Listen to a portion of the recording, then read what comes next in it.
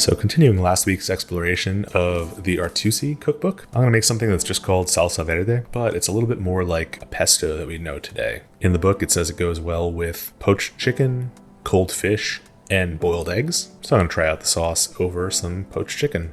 Easy enough. So first I've got some capers. I'm using maybe about a tablespoon of them.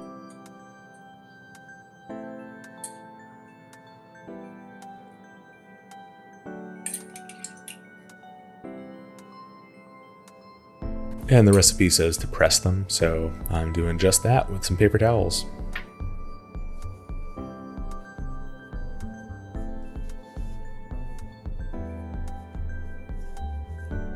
I'm going to mince those up finely.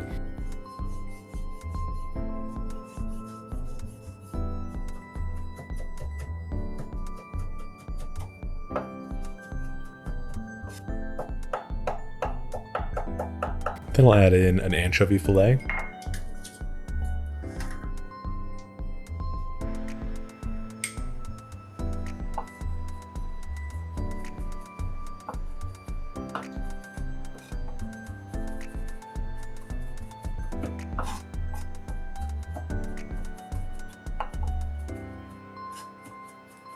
Now the recipe calls for a very small amount of onion, so I'm going to take 1/8 of an onion.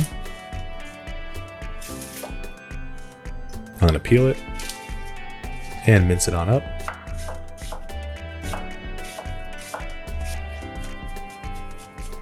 Before adding it to the capers and anchovy.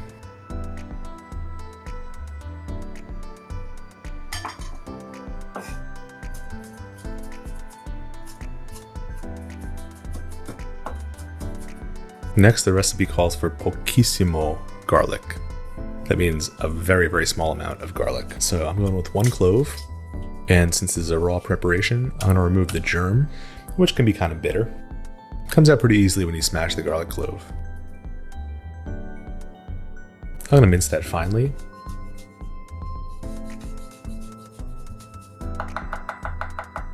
Before adding it to all the other ingredients. Then I'll go ahead and chop that all together.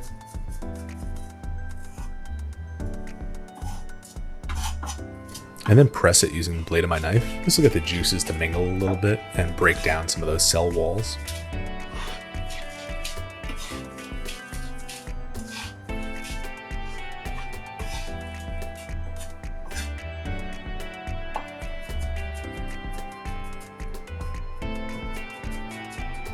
Once it was as smooth as I could get it, I threw it into a mortar and pestle.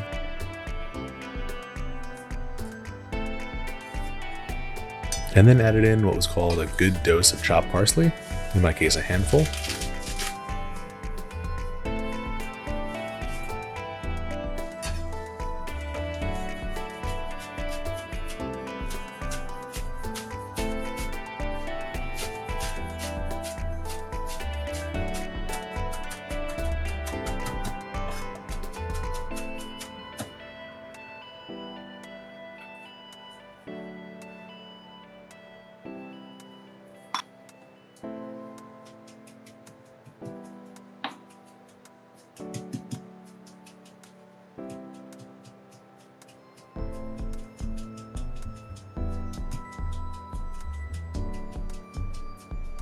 As well as a few leaves of basil, sorted by size.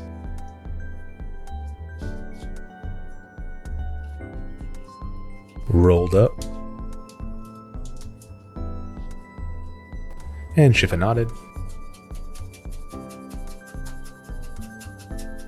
Before adding into the mortar and pestle. Mash that up to compress things down a little bit.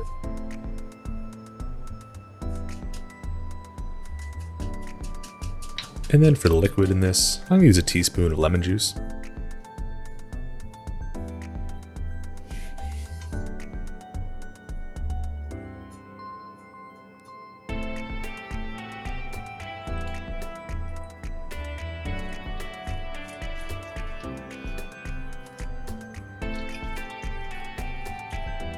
Trying my best to get the seeds out here.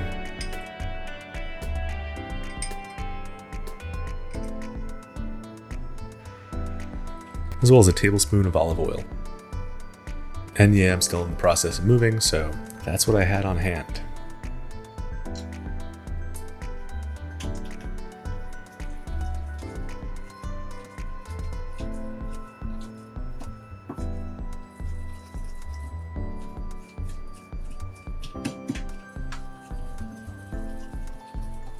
Trying to mash this as best as I can, but it keeps trying to sneak out of the mortar.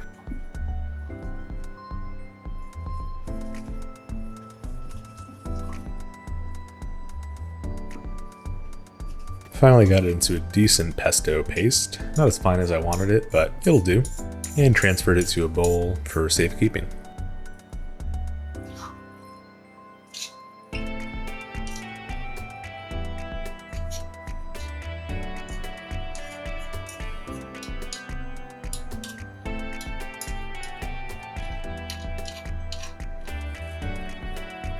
This will stay good for a few days as long as you make sure to cover it with plastic wrap that's touching its surface.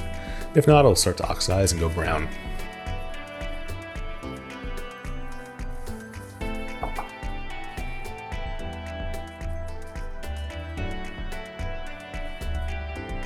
Now for the chicken, I'm using thighs. I'm just going to layer it in the pot.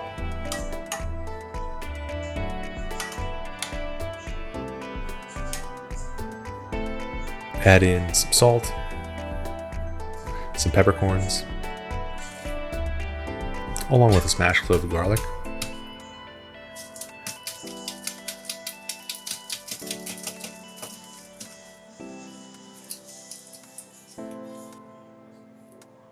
And enough water to cover it by a centimeter or two.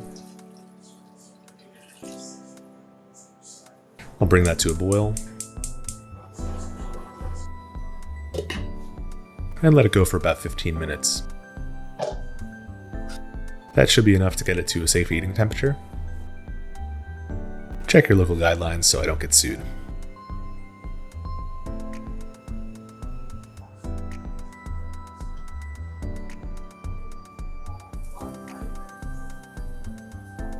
Now you could eat this hot or cold, but I didn't have the patience to chill it, so having it now.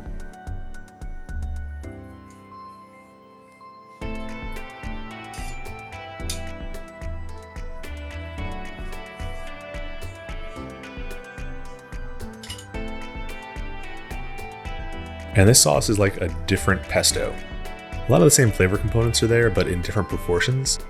The parsley makes it taste a lot fresher and brighter than basil pesto. The capers and anchovies give saltiness and umami that normally the parm would give. The basil adds a little bit of depth, and the lemon juice brightens things up. Now, I'm not sure I would replace my basil pesto with this, but it's nice to mix it up every once in a while, so give it a try. Let me know in the comments how it turned out. Don't forget to subscribe and become a patron for some extra perks, and I'll see you guys next time. Cheers.